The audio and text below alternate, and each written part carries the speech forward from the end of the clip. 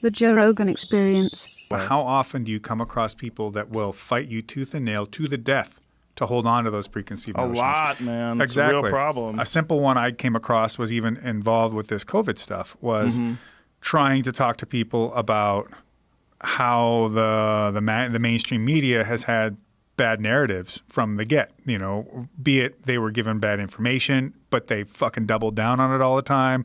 Or if it's the WHO and they're running interference for China, whatever, right? There's all this manipulation going on around something it's not subjective. Viruses aren't subjective. You can't play this game with that kind of thing. And people would fight me tooth and fucking nail to defend the mainstream media over it. And I'd go, look, here's example 1, 2, 3, 4, 5. Look at how they're all fucking wrong. They're fucked up. They're doing this. They're politicizing. They're doing all these different things for different reasons, but none of it is really for your own betterment of understanding and to be safer and healthier. Or even just to say, we still don't know yet because we just don't have the data. And people fight tooth and nail over this shit because there's so many people that use the current media apparatus as their mainstream sense-making apparatus. And if you tear that away from them, now they have to sit back and go, well, what do I really know? Right. What is the reality of what I think truth is? What is the metric upon understanding now that you've just shown me that? And of course, even at its best, of course media is going to be faulty at times because it's just made up of people, right? We're always going to be imperfect. We're always going to make mistakes. But there is no admitting of mistakes anymore. There's no saying, I was wrong. We were wrong. There's also a problem with mainstream media, and it's the same problem that we have with the police. You're giving people an inordinate amount of power. And when you give people that amount of power, they don't want to ever let it go. And they don't ever want to say they're wrong, and they don't ever want to admit fault, and they don't ever want to open the door to nuance. Correct. And that's what you see with whether it's CNN or Fox News or any of these motherfuckers. They have this idea that they've been selling you, whether it's this idea about Russia, whether it's the idea about COVID, whether it's the idea about Trump, whether it's the idea about Biden. I mean, they're selling you some shit, and it's very, very difficult to get an unbiased perspective on the world. They came after you for no reason. They would write all this kind of completely disingenuous, just narrative-driven bullshit around you, a person who brings people on and has conversations and tries to flourish that idea of the marketplace of ideas, like having conversations and trying to earnestly and sincerely explore things.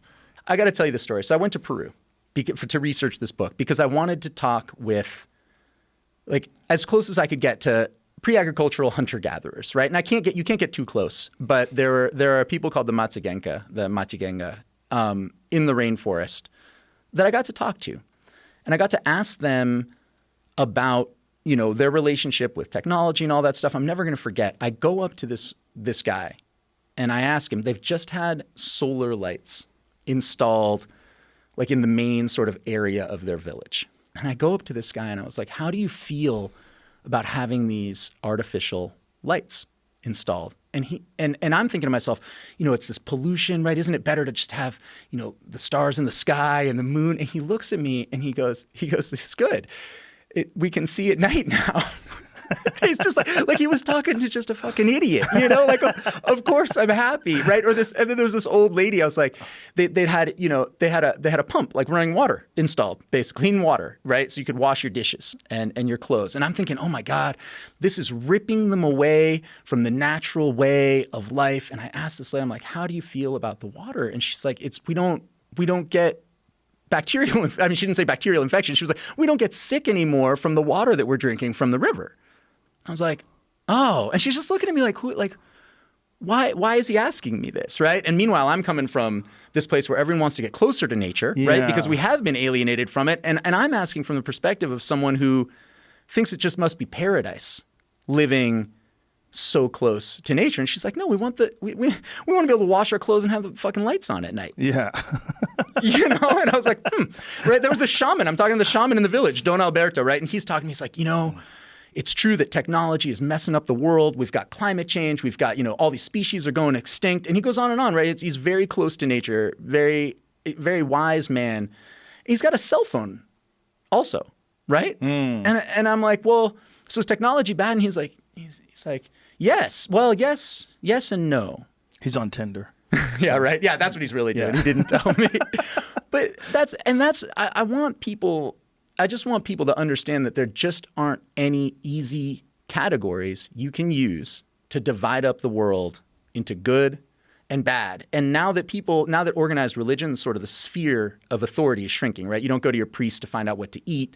You don't go to your priest to find out how to cure your disease.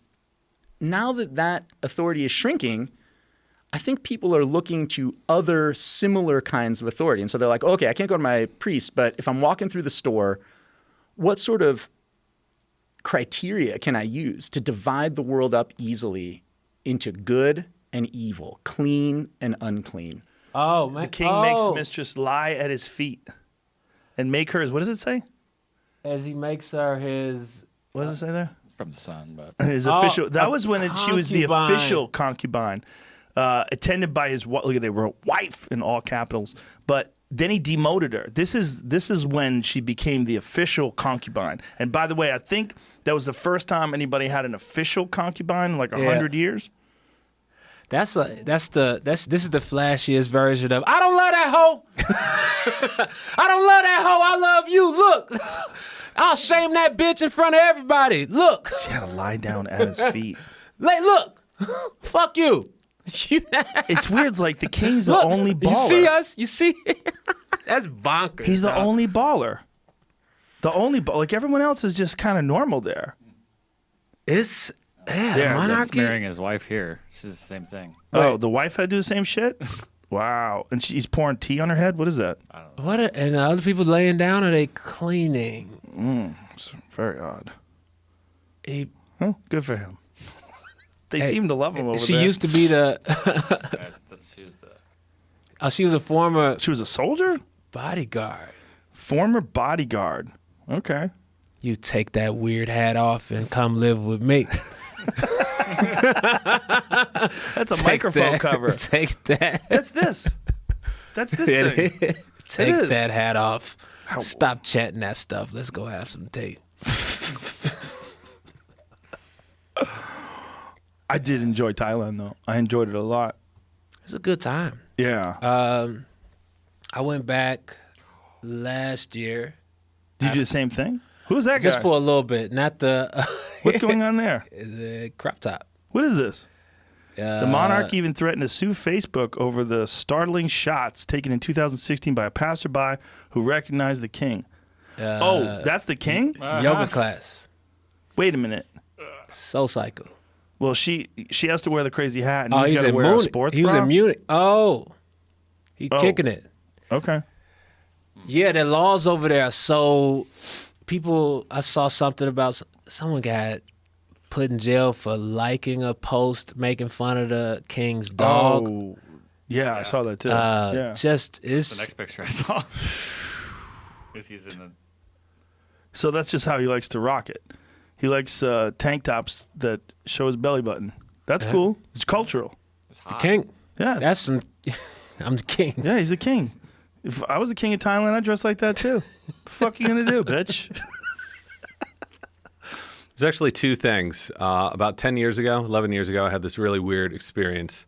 I was in San Francisco. There's a lot of breathwork, yoga stuff going on there. And I kept getting pneumonia. I surf a lot at Ocean Beach, and I thought that was the reason.